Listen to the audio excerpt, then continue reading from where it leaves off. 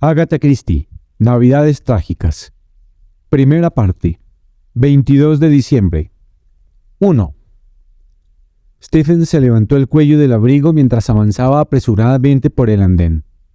Una tenue niebla llenaba la estación. Enormes locomotoras resoplaban lanzando al aire nubes de vapor. Todo estaba sucio y humoso. Stephen pensó con repugnancia. ¡Qué país más asqueroso! ¡Qué ciudad más sucia! Se había desvanecido su primera impresión ante las tiendas de Londres, ante sus restaurantes, sus bien vestidas y atractivas mujeres. Ahora lo veía como una reluciente aguamarina engarzada en un aro de plomo. Si no hubiese abandonado África del Sur, le invadió una súbita e intensa añoranza.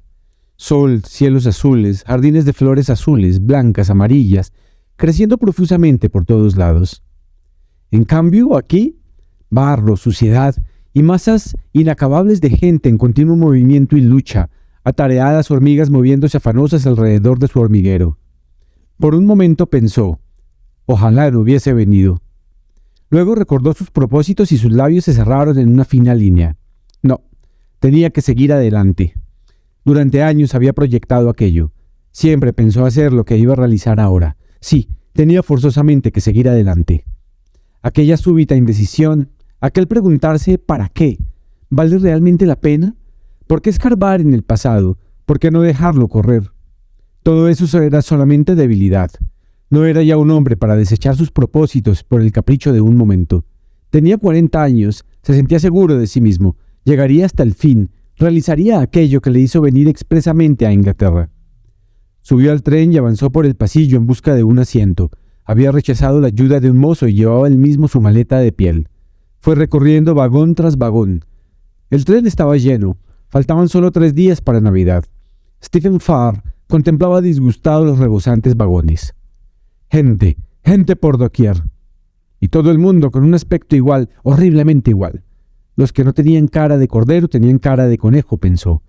Algunos ronroneaban y resoplaban. Otros, sobre todo hombres de mediana edad, gruñían como cerdos. Hasta en las muchachas delgadas, rostros ovalados, labios rojos, había una depresiva uniformidad.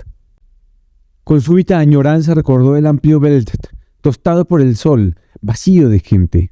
Y de pronto contuvo el aliento. Acababa de entrar en otro vagón. Aquella muchacha era distinta. Cabello negro, marfileña palidez, ojos con la profundidad y tinieblas de la noche en ellos, los tristes y orgullosos ojos del sur. El que aquella mujercita estuviera sentada en aquel tren, entre aquella gente opaca e impersonal, obedecía a algún explicable error. No podía ser que viajara en dirección a los Midlands. Su puesto estaba en un balcón, jugueteando con una rosa o un clavel, y a su alrededor el ambiente debía estar cargado de polvo, de calor y olor de sangre y de arena. Tenía que estar en algún sitio espléndido, no hundida en un vagón de tercera clase. Era un hombre observador. Por ello no dejó de notar el mal estado del negro abrigo de la joven, lo barato de sus guantes, los sencillos zapatos y la chillona nota de un monedero rojo fuego. Y sin embargo en aquella muchacha había esplendor, finura, exotismo. ¿Qué diablos hacía en aquella tierra de nieblas frías, industriosas y apresuradas hormigas? Tengo que enterarme de quién es y de lo que hace aquí, pensó. Tengo que enterarme. 2. Pilar estaba sentada junto a la ventanilla pensando en lo extrañamente que huelen los ingleses. La diferencia de olores fue lo que más le sorprendió de Inglaterra. No se notaba olor a polvo ni a flores. En aquel vagón los olores eran fríos. Olor a azufre, a sulfuro, propio del tren.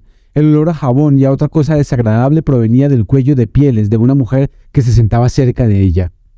Sonó un silbato y una voz estertórea gritó algo. El tren se puso en movimiento y salió lentamente de la estación. Ya se habían puesto en marcha. Pilar estaba en camino. El corazón le latió algo más deprisa. ¿Saldría todo bien? ¿Podría realizar lo que había decidido hacer? Seguramente lo tenía todo muy bien proyectado. Pilar curvó hacia arriba sus rojos labios que, de pronto, reflejaban una fría crueldad. Miró a su alrededor con la curiosidad de un niño. Había 7 personas en su mismo compartimiento. Qué extraños eran los ingleses. Todos parecían ricos, prósperos, en sus ropas, en sus zapatos. Indudablemente, Inglaterra era una nación rica. Pero en cambio, allí nadie parecía contento. De pie en el pasillo se veía un hombre bastante atractivo. A Pilar le pareció muy atractivo. Le atraía su bronceado rostro, su nariz aguileña y sus amplios hombros. más pálida de comprensión que cualquier muchacha inglesa, Pilar se había dado cuenta de que aquel hombre la admiraba. No le había mirado fijamente, pero sabía muy bien las veces que él le había dirigido la vista y cómo lo había mirado. Anotó este hecho sin gran interés ni emoción. Venía de un país donde los hombres miraban a las mujeres como la cosa más natural del mundo y no tratan de disimularlo. Se preguntó si era un inglés y decidió que no. Está demasiado lleno de vida para ser un inglés, se dijo. Y sin embargo es rubio, puede que sea norteamericano. Un empleado del tren pasó por el corredor anunciando: «El lunch está servido. Los que tengan sus puestos reservados, que se sirvan pasar al coche-restaurante». Los 7 ocupantes del compartimiento de Pilar tenían boletos para la primera tanda. Se levantaron a una y el compartimiento quedó de súbito vacío y apacible. Pilar se apresuró a cerrar del todo la ventanilla, que una dama de aspecto belicoso había abierto un par de pulgadas. Luego se recostó cómodamente en su asiento y dejó vagar la mirada por el paisaje, compuesto por los suburbios norteños de Londres. Al oír que se cerraba la puerta del compartimiento, no volvió la cabeza. Era el hombre del pasillo, y Pilar sabía perfectamente que entraba para hablar con ella. «¿Quiere que abra la ventanilla?», preguntó Stephen Farr. «Al contrario, he sido yo quien la ha cerrado». Durante la pausa que siguió, Stephen pensó: «Una voz cálida, llena de sol, es cálida como una noche de verano». Pilar pensó: «Me gusta su voz, es llena y fuerte, es atractivo, sí, muy atractivo». Stephen dijo: «El tren va muy lleno». «Oh, sí, la gente huye de Londres, debe de ser porque allí todo es negro». A Pilar no se le había educado con la convicción de que es un crimen hablar con desconocidos. Sabía cuidar de sí misma tan bien o mejor que cualquier otra muchacha y no tenía ningún rígido tabú. Si Stephen se hubiera educado en Inglaterra, se habría sentido confuso al hablar con una joven a quien no había sido presentado. Pero Stephen era un hombre sencillo y creía que no era pecado hablar con aquellos que le resultaban simpáticos. Sonrió sin ningún orgullo y dijo: «Londres es un lugar terrible, ¿no?» «Oh, sí, no me gusta nada. Ni a mí». «Usted no es inglés, ¿verdad?», preguntó Pilar. «Soy súbdito británico, pero vengo del África del Sur». «Eso lo explica todo». «¿Y usted viene del extranjero?» «Sí, de España». «¿De España? ¿Es usted española?» «Medio española, nada más. Mi madre era inglesa, por eso hablo también el inglés». «¿Y qué hay de la guerra?» «Es horrible. Han habido muchos desastres y ha muerto mucha gente». «¿Ha estado cerca de alguna batalla?» «No, pero al marchar hacia la frontera fuimos bombardeados por un avión. Mataron al chofer del auto en que iba yo». Stephen lo observaba atentamente. «¿Se asustó mucho?» Pilar levantó hacia él los ojos. «Todos tenemos que morir, ¿no es eso? Por lo tanto, igual da que baje silbando del cielo como se llegue de la tierra. Se vive algún tiempo, pero después hay que morir forzosamente. Siempre ha ocurrido así en este mundo». Stephen Farr se echó a reír. «Usted no debe de perdonar a sus enemigos, ¿verdad, señorita?» «No tengo enemigos, pero si los tuviera, ¿qué haría usted?» «Pues si tuviera un enemigo», respondió serenamente Pilar. «Si alguien me odiara y yo le odiase, pues le mataría». La respuesta fue pronunciada con tal dureza que Stephen Farr quedó desconcertado. «Es usted una muchacha muy sanguinaria, señorita». «¿Qué es lo que haría usted a un enemigo?», preguntó a su vez Pilar. «No sé, en realidad no lo sé». «Tiene que saberlo».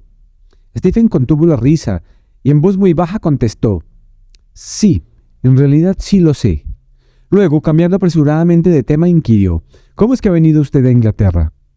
«He venido a quedarme con mis parientes ingleses». «Ya comprendo», replicó Stephen, echándose hacia atrás. Se preguntó cuál sería la impresión de los parientes de la joven cuando la vieran llegar para Navidad. «¿Es bonita África del Sur?», inquirió Pilar. Stephen se puso a hablarle de su país. La joven le escuchaba con la atención de una chiquilla que escucha un cuento bonito. El regreso de los ocupantes del compartimiento acabó con la conversación. Stephen se puso en pie y tras despedirse con una amplia sonrisa se encaminó hacia el pasillo. Al llegar a la puerta tuvo que detenerse un momento para dejar paso a una anciana. Su mirada se posó entonces en el equipaje de Pilar. Leyó con interés el nombre de Pilar Extravados, pero al fijarse en la dirección de sus ojos se desorbitaron incrédulamente. Gorston Hall, Longdale, Ardesfield.